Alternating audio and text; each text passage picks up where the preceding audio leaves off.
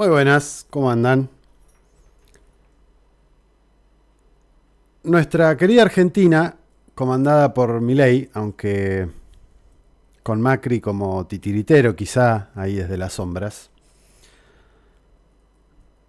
estamos yendo a contramano de la historia, o mejor dicho, estamos siendo funcionales al mundo en decadencia que comandan los norteamericanos, pero al que todo indica que le queda poca cuerda para tirar. Analicemos por qué esta afirmación. Desde hace varios años, por no decir desde que arrancamos el programa bajo el nombre Marcha de Gigantes, nos hemos dado a la tarea de analizar lo que acontece en distintas geografías de este mundo y sus implicancias no solo para la región donde acontecen, sino su impacto a nivel planetario y fundamentalmente cómo impacta en lo que sucede en nuestro país. Al menos en los últimos 3 o 4 años, la pintura que se empezaba a vislumbrar era cada vez más clara. Estados Unidos estaba perdiendo su influencia por múltiples razones o factores y ante ello utilizaba todos los mecanismos a su mano para intentar evitar ese escenario, o en realidad para evitar que la caída o el impacto sea muy doloroso y que sea lo menos traumático posible. En tanto, los gobiernos de la Unión Europea siguen o seguían en su lógica vasalla de chuparle el culo, hablando mal y pronto, al imperialismo. Los BRICS se comenzaron a consolidar y hoy por hoy son una alternativa geopolítica al G7. En términos de enfrentamiento, Rusia es el enemigo de segundo orden, si se quiere, en tanto que China es el enemigo estratégico de los norteamericanos y del imperio. Y tanto África como Asia Occidental y nuestra América son territorios donde se dan las mayores disputas entre esos jugadores globales que pujan por distintas cuestiones, entre ellos comercio, mercados, obtener recursos a bajo costo, etc. Lo hemos analizado en más de una vez, pero no está de más reiterarlo. La llamada comunidad internacional, entre comillas, no son más que un grupúsculo de países que se arrogan la voz de toda la humanidad para imponernos no solamente sus condiciones políticas, sino sus formas de comprender la economía, sus formas de comprender la democracia, sus patrones culturales, en definitiva, para que seamos sus colonias y puedan saquearnos o rapiñar lo que queda, todo lo que necesiten, sin necesidad de llamarnos formalmente de ese modo.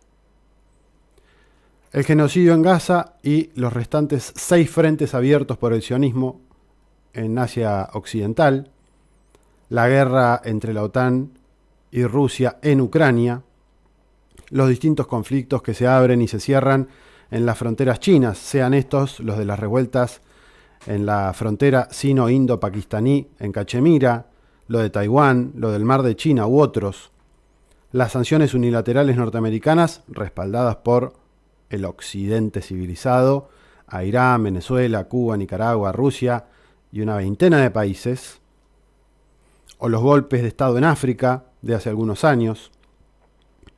Todo está envuelto en la misma lógica de guerra lanzada por Estados Unidos y ese occidente civilizado, pero que hace guerras por doquier, para no perder su lugar de privilegio, su hegemonía a nivel planetario.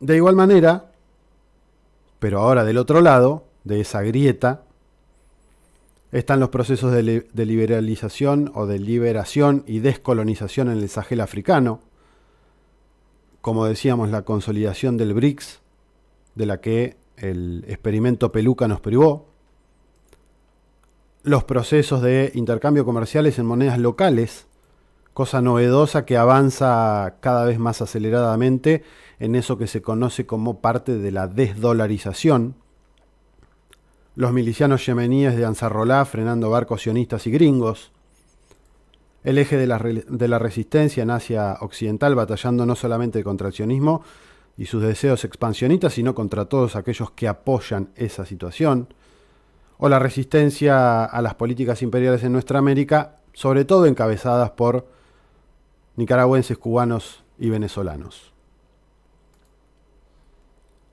Tal como lo señalábamos la semana pasada, en ese mundo nos encontramos hoy. Igual o más complejo de entender que años anteriores, pero con algunos panoramas que se empiezan a ir aclarando. China es hoy por hoy el mayor socio comercial de más de 140 países. Y se convirtió desde hace un tiempo a esta parte en el motor de la economía productiva del planeta. Rusia prácticamente le ganó la guerra a la OTAN en Ucrania y demostró que tiene capacidad militar para enfrentar cosas aún peores. Sobre todo porque le lleva décadas a sus competidores en materia de innovación militar, y esto es reconocido incluso por Occidente. Estados Unidos y ese Occidente de democrático no tienen absolutamente nada, son una verdadera pantomima. El BRICS ya tiene más peso económico, poblacional, cultural y político que el G7. Y el Brasil de Lula está retomando su lugar de jugador de grandes ligas y muy posiblemente condicionando lo que pase en la región. Como podemos observar, el experimento que vivimos en Argentina no es otra cosa que una de tantas disputas geopolíticas entre grandes actores. Con la llegada de Milei, los estadounidenses, los británicos, los israelíes y sus aliados ganaron algo de tiempo y algunos pocos recursos para seguir rapiñando el esfuerzo, en este caso de nuestro pueblo, no sin que haya resistencia. Entregar Malvinas, el mar argentino, la Antártida, privatizar empresas públicas, endeudarnos hasta el tuétano, aunque afirme que están haciendo lo contrario, o pelearnos con lo que ese Occidente supuestamente civilizado llama el eje del mal, no es otra cosa que la rapiña, el saqueo y generar las condiciones para que, en caso de que llegue un gobierno popular en el futuro, estemos condicionados a permanecer, por lo menos por un tiempo, de ese lado de la mecha, de ese lado de la grieta. Ahora, ¿tiene futuro este camino? Para el imperialismo gringo, quizás sí, pero solo por algún tiempo. Para el pueblo argentino, definitivamente no. Entonces, la pregunta que sigue es, ¿de qué depende que ese experimento se consolide y nos deje patas arriba, endeudados y saqueados o no? Y básicamente eso es consecuencia, o lo hemos visto a lo largo de la historia, de la resistencia que ejerzamos como pueblos en todos los ámbitos de nuestra vida.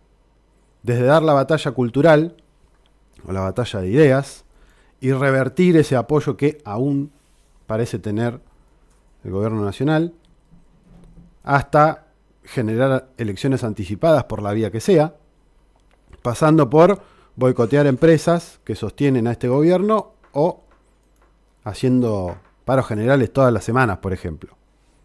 Da igual. Lo importante es resistir y hacerlo de la manera más inteligente posible. Es tan simple y tan complejo como eso. Pero sin lugar a dudas, la lucha es aquí y ahora, no mañana. Y como decía ese gran compañero llamado John William Cook, cuando culmine el proceso revolucionario argentino, se iluminará el aporte de cada episodio y ningún esfuerzo será en vano, ningún sacrificio estéril, y el éxito final redimirá todas las frustraciones.